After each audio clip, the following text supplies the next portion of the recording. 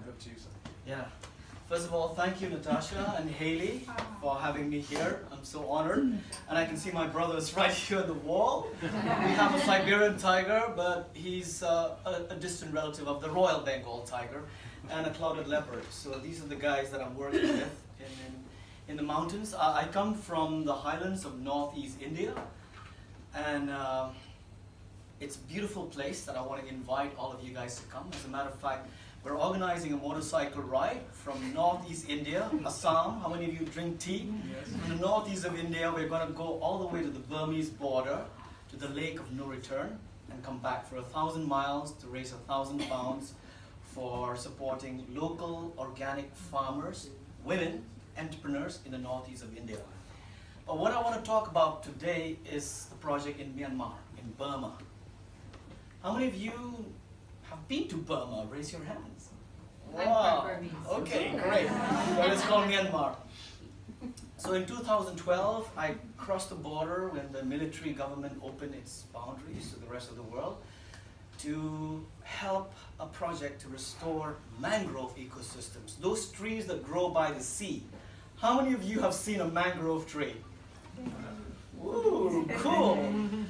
So in 2008, the cyclone Nargis struck the delta region of Myanmar and killed 150,000 people. Why so many people died? Because those defense shields were down. These poor people had chopped off their mangroves to survive, to make charcoal and build shrimp farms and so on. And the military government did not allow aid agencies to come in and support them, so a lot of people died. So our mission right now, through a platform we've built called ecofriend.world, is to plant 1 billion trees in Myanmar to draw down 1 billion tons of carbon from the atmosphere while creating a living bioshield to protect them against cyclones, tsunamis, and floods. So these trees, when they grow up, they can block winds up to 150 miles per hour, literally break the winds, and block waves up to 40 feet tall, so that those villages and communities behind the shield are protected from the impact of climate change. Well, what's more beautiful about mangroves is that when you grow them, if you're a fisherwoman or a fisherman, you're happy days because all the fish is born out of mangroves, so you get 50% excessive yield. And the most beautiful part is that they have medicinal purposes, they regulate the tide in and out, and they store 5 times more carbon than rainforest trees. So if you were a minister of environment with a small budget of 100,000 pounds or more, where would you invest to have multiple benefits? To create jobs for women, to protect your villages from storms and hurricanes, to produce fish, and to store carbon.